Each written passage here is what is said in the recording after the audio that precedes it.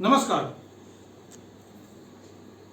स्वागत है आप सभी का model of Indian astrology channel में। मैं हूं पंडित राकेश मिश्रा। उपस्थित हूं मैं राहु और केतु का 23 सितंबर को परिवर्तन के ऊपर में बृहद चर्चा को लेकर के। ये राहु और केतु का परिवर्तन पूरे 1.5 सालों के लिए 18 महीने के लिए हो रहा है। इसीलिए हम सभी को इस राहु और केतु के परिवर्तन के बारे में जानने की अति आवश्यकता है और बहुत ही महत्वपूर्ण है।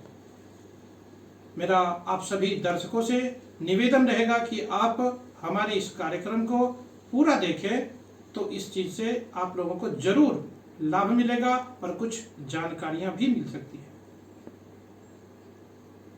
यहां पर मैं राहु का वृषभ राशि में और केतु का वृश्चिक राशि में गोचर रहेगा,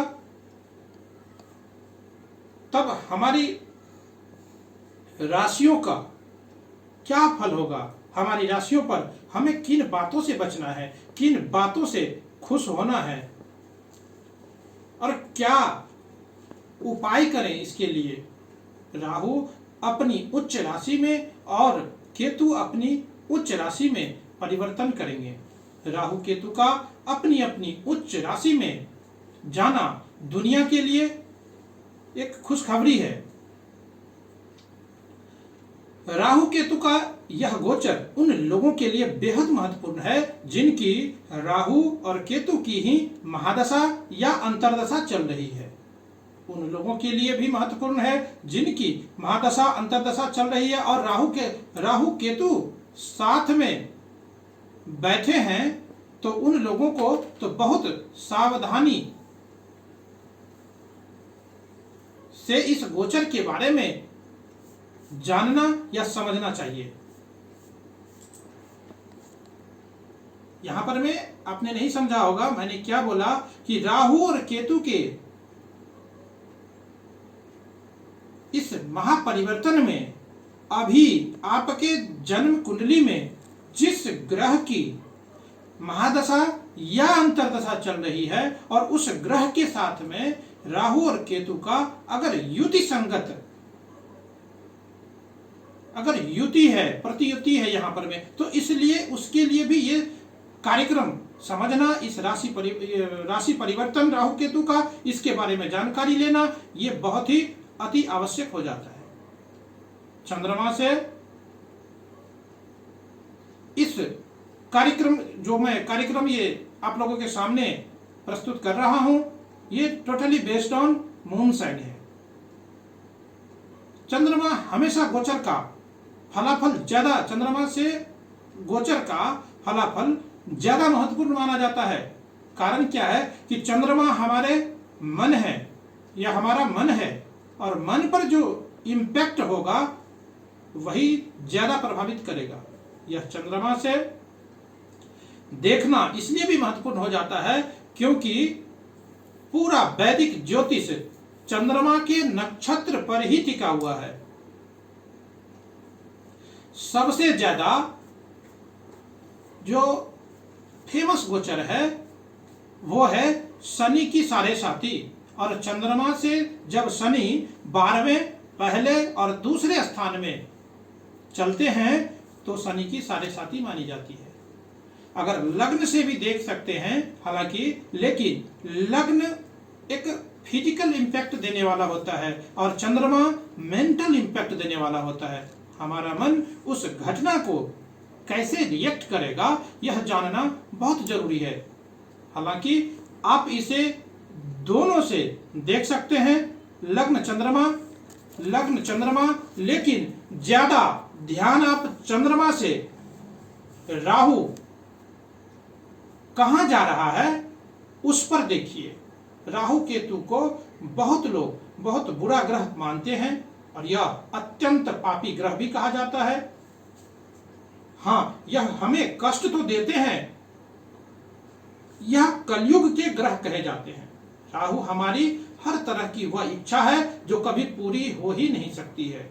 राहु इच्छाओं को बढ़ावा देने वाला या उसको बल देने वाला होता है और केतु वही हमेशा निराशा देता है सांसारिक रूप से, क्योंकि केतु हमें मोक्ष की तरफ ले जाता है।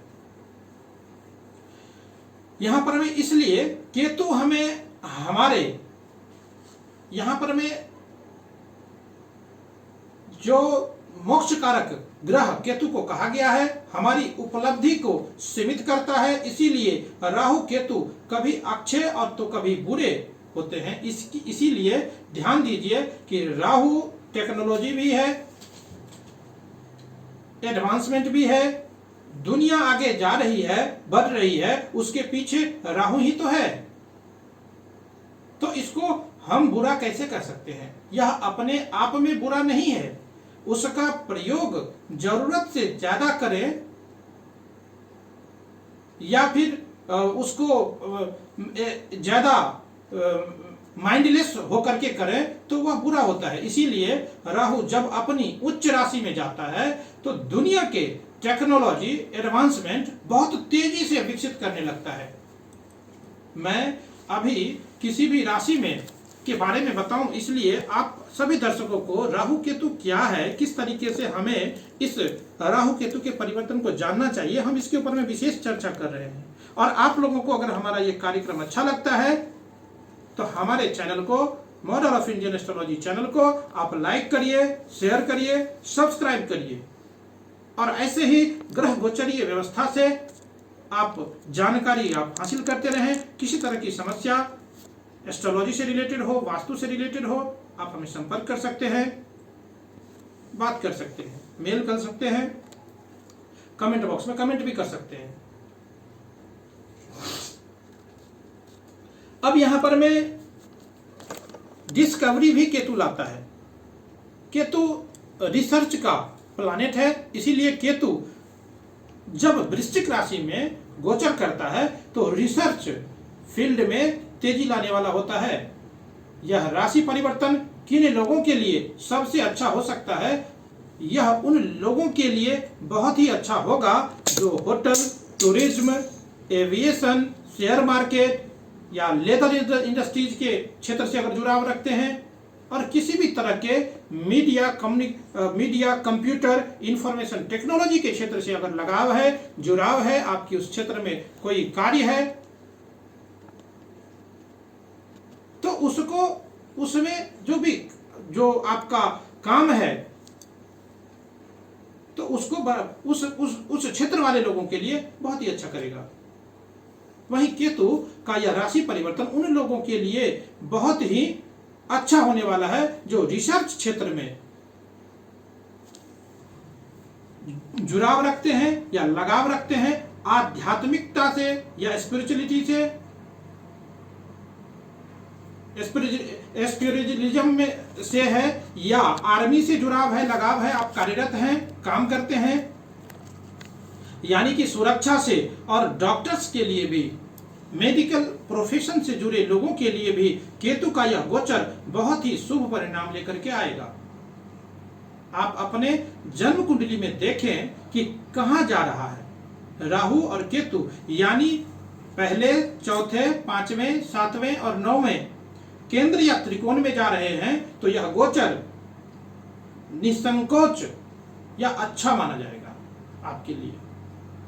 राहु केतु का यह भी देखना आवश्यक हो जाता है कि राहु केतु का परिवर्तन के बाद यह किन किन ग्रहों के साथ में ये युति रखता है या युति संगत स्थिति में है। एक और बात कि गोचर में ग्रहों की फल देखने के लिए अष्टक वर्ग में कितने पॉइंट मिले हैं, इस बात की भी ध्यान रखनी चाहिए या विचार किया जाना चाहिए। ट्रांजिट में ग्रहों की अब हम बात करेंगे राशियों के क्रम में कर्क राशि। तो कर्क राशि वाले जातकों के लिए ये राहु और केतु का गोचर जो कि 23 सितंबर से होने जा रहा है, इसके प्रभाव के बारे में बात करेंगे। लेकिन मैं पहले बताते चलूं कि कर्क राशि वाले जातक आप अपने जन्म कुंडली को जरूर देखें, क्या महादशा चल रही है, क्या अंतरदशा चल रही है। अगर आप किसी अच्छे ग्रह के पोजीशन में नहीं है, परेशान हैं, तो वहां पर अगर मैं सब कुछ अच्छा बोल रहा हूं, आपके लिए बहुत अच्छा है, तो आपको उस अच्छाई का अनुभव का पता नहीं चलेगा। आपको इस बात की जानकारी भी रखनी है, तभी आप इस फल को प्राप्त कर पाएंगे, इस कुंडली को प्राप्त कर पाएंगे, इस राशिफल को समझ पाएंगे। दूसरी बात, आपका ये राशिफल का कार्यक्रम चंद्र राशि के ऊपर में आधारित है। तो कर्क राशि वाले जातकों के लिए यह समय बहुत ही ज्यादा अच्छा है। कर्क राशि वालों के लिए इससे ज्यादा समय अच्छा तो हो ही नहीं सकता है पैसा कमाने के लिए। अब बोलेंगे ये ऐसा क्यों कह रहे हैं? क्योंकि महर्षि पराशर कहते हैं कि 11th हाउस में राहु से ज्यादा पैसा कोई भी ग्रह दे ही नहीं सकता है। अब देखिए कि राहु यहां पर में 11th में गोचर कर रहे हैं। राहु जब देने पे आते हैं तो कलयुग में इतना कुछ देगा कि कोई दूसरा ग्रह सोच भी नहीं सकता है इसके बारे में। तो राहु का 11th भाव में गोचर पैसा के लिए अच्छा है, मित्रों के लिए अच्छा है, क्योंकि मित्रों को भी दिखाता है। 11वां भाव 11वें घर में, यहां पर में 11वें भाव में मित्रों का भी है, यहां पर में हमारे सोशल सर्कल का भी है, मित्रों से भी सहयोग मिलेगा। आपके बड़े भाई का भी ये घर माना जाता है, तो बड़े भाई का यहां पर में सहयोग प्राप्त होगा। हर तरह के काम आपके लिए यहां पर में जितने तरह की आपकी इच्छा है उस सारी इच्छाओं की यहां पर में पूर्ति करेगा ये राहु। राहु आपको दुनिया में एक ऊंचा लेकर के जाएगा, ऊपर उठाएगा। इन 18 महीने में इस बात का आप ध्यान रखिए, ये 18 महीने का गोचर राहु आपको बहुत ऊपर उठाएगा। बहुत ही आनंद देने वाला ये टाइम है, इसका आनंद उठाएं। केतु का यह गोचर आपके 5वें भाव से होगा। केतु का 5वें भाव में गोचर अच्छा माना जाता है, क्योंकि समझिए इस बात को कि केतु धर्म त्रिकोण में अच्छा रिजल्ट देता है। यानी कुंडली का पहला भाव, 5वां भाव और 9वां भाव धर्म त्रिकोण है। तो यह 5वां भाव हमारे इष्ट देवता को भी दिखाता है, मंत्र शक्ति को भी दिखाता है, विद्या को भी दिखाता है, पूर्व जन्म के पुण्य को भी दिखाता है। केतु यही सब तो चाहता है। केतु को यहां पर में इसीलिए 5वां घर स्थान बहुत ही पसंद होता है, यहां पर में अच्छा रिजल्ट देता है। लेकिन जल्दबाजी में कोई भी निर्णय होने से या लेने से आपको बचना चाहिए, इस बात का मैं ध्यान देता हूं।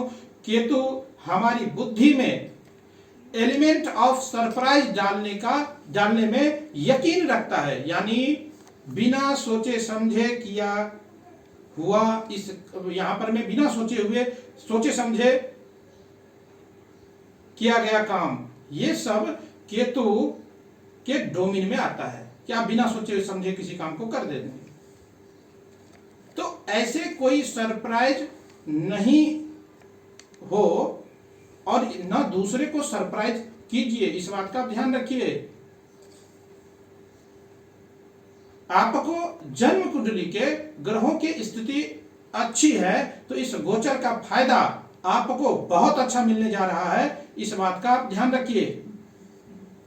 आपके कई सारे नए पैसा कमाने के लिए, लाभ की स्थिति को बनाने के लिए कई सारे नए स्रोत खुल जाएंगे। यहां पर में आकस्मिक धन लाभ भी यहां पर में आपको होना है, इस बात का भी आप ध्यान रखिए। आपके पराक्रम से भी आपके सारे काम बनते हुए चले जाएंगे, व्यापार में विकास होगा। जीवन साथी के सेहत का बस आपको ध्यान रखना है। अपने पारिवारिक जीवन में घर का माहौल अच्छा बना करके रखना है। आनंद लीजिए इस राहु और केतु के 1.5 साल के पीरियड का, 18 महीने के पीरियड का। कर्क राशि वाले जातकों के लिए बहुत ही अच्छा समय है, इसका लाभ उठाइए, इसका आनंद लीजिए। इससे अच्छा समय तो हो ही नहीं सकता है, ऐसा हम कह सकते हैं।